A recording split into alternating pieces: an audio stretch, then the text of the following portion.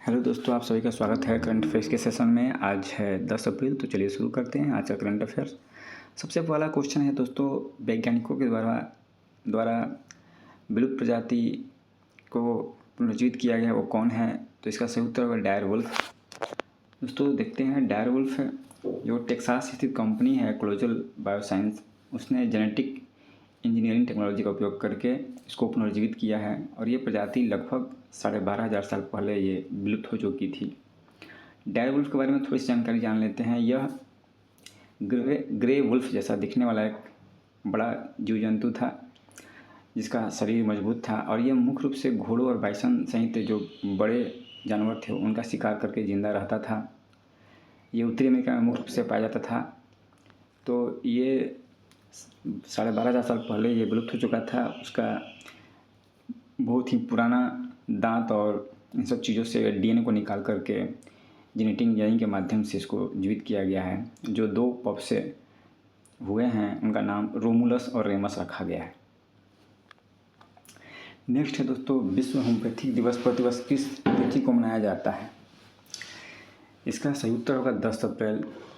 10 अप्रैल को प्रतिवर्ष Samuel Hahnemann के जन्म दिवस के उपलक्ष्य में होम्योपैथी दिवस मनाया जाता है और मुख्य रूप से इस दिन होम्योपैथी जो है उसके क्या लाभ हैं हमारे स्वास्थ्य के लिए और उसका क्या अनुप्रयोग हैं, उसका यूज क्या है, उससे संबंधित अवेयरनेस फैलाने के लिए ये दिवस मनाया जाता है।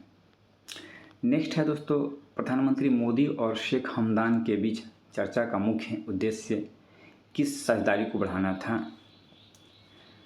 तो ये यूएई के क्राउन प्रिंस हैं और ये भारत की यात्रा पे आए थे।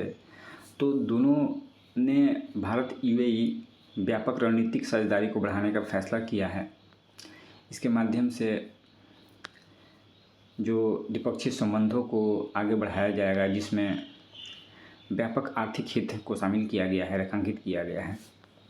नेक्स्ट है बहुत इम्पोर्टेंट, 2025 में पोषण पखवाड़ा का 7वां संस्करण, ये 7वां संस्करण है पोषण पखवाड़ा का। तो इसे कब मनाया जा रहा है? तो ये दोस्तों 8 अप्रैल से 22 अप्रैल तक इसे मनाया जा रहा है।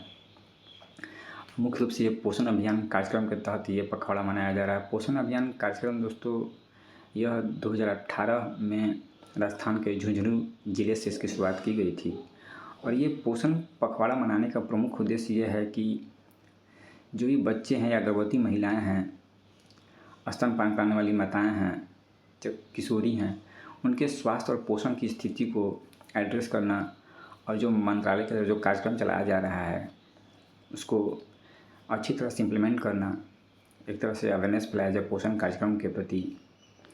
तो इन सब चीज़ों को लेकर के स्वस्थ जीवन शैली में सुधार करना इसकी प्रमुख प्राथमिकता रही है। नेक्स्ट है दोस्तों, किस देश ने 3.2 मीटर एपर्चर वाला रेडियो और millimetre wave telescope 3 gorgeous Antarctic I launch किया है? याद रखिएगा, 3 गॉर्जियस अंटार्कटिक आई। तो इसने चीन के द्वारा यह जो टेलीस्कोप है लॉन्च किया गया है और ये अंटार्कटिका के झोंगसान स्टेशन पर ये स्थापित किया गया है और इसका मुख्य काम है दोस्तों हाइड्रोजन और अमोनिया जैसे अंतरतारकीय गैस का अध्ययन करना, किस तरह से तारा का निर्माण होता है उसका पता लगाना। इन सब चीज़ों के लिए इसे डिज़ाइन किया गया है और यह इसकी खास विशेषता होगी कि यह बहुत अधिक ठंड, अंटार्कटिका में वैसे भी ठंड ज़्यादा रहती है और तेज़ हवाओं में यह काम कर सकता है। तो यह एक चाइना का इंजीनियरिंग का एक अच्छा नमूना है। नेक्स्ट है दोस्तों, किस राज्य ने अप्रैल 2025 में 2000 साल पुराने मेगालिथिक अवशेषों की खोज की सूचना दी है? इसका सही उत्तर केरला होगा। केरल के बंदुका के मणिमूला गांव में मेगालिथिक काल के लगभग 2000 साल पुराने अवशेष मिले हैं। मेगालिथिक काल दोस्तों ये मुख्य रूप से 2500 ईस्वी पूर्व से 500 ईस्वी पूर्व के बीच में ये माना जाता है और इसमें मेगालिथिक काल में जो हमारी कब्र होती थी वहाँ के आसपास वहाँ बड़े बड़े पत्थर लगाए जाते थे, ऐसी संरचना प्राप्त होती है। नेक्स्ट है, हाल ही में खबरों में रहा माउंट कनलालोन किस देश में स्थित है? इसका सही उत्तर फिलीपींस होगा। फिलीपींस में ये स्ट्रेटोवोल्केनो के रूप में फटा है अभी हाल फिलहाल में, और इसकी राख 4000 मीटर ऊंची गुबार के रूप में उठी है। स्ट्रेटोवोल्केनो बहुत विध्वंसक होते हैं दोस्तों, क्योंकि इनके अंदर एसिडिक लावा होता है जो बहुत ही धीमी गति से बहता है, और ये जब जम जाता है तो जो ज्वालामुखी का मुख होता है उसको जाम कर देता है, जिससे बहुत तेज़ विस्फोट होता है। और जो बेसिक लावा होता है उसमें मैग्नीशियम और एल्युमिनियम का तत्व ज़्यादा होता है, सिलिका कम होती है, तो बहुत दूर तक वो फैलता है, बहता है एक तरह से। तो हमारा जो प्रायद्वीपीय पठार है उसका निर्माण बेसिक लावा से हुआ है, वो थोड़ा कम विस्फोटक होते हैं। तो दोस्तों आज के करंट नेक्स्ट है, कौन सी अंतरिक्ष एजेंसी बायोमास मिशन लॉन्च करने वाली है? तो इसका सही उत्तर होगा यूरोपीय अंतरिक्ष एजेंसी, और ये 29 अप्रैल 2025 को यह मिशन लॉन्च होगा।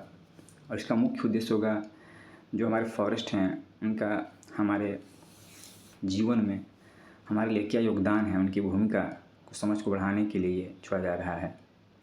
और बायोमास और जो कार्बन कैप्चर स्टोरेज है उनका आकलन करने के लिए ये रडार पृथ्वी की निचली कक्षा में स्थापित किया जाएगा। तो ये रडार जो मुख्य रूप से इसी के लिए काम करेगा, और वर्ष के दौरान वनों की 3D छवियाँ भी तैयार करेगा। तो मुख्य रूप से ये वनों को संरक्षण करने के लिए, और वन जो है CO2 का एब्जॉर्प्शन करते हैं, स्टोरेज करते हैं, तो उनकी क्रियाविधि को समझने के लिए ये मिशन लॉन्च किया जाएगा। तो आज के करंट अफेयर में दोस्तों इतना ही था। Thank you.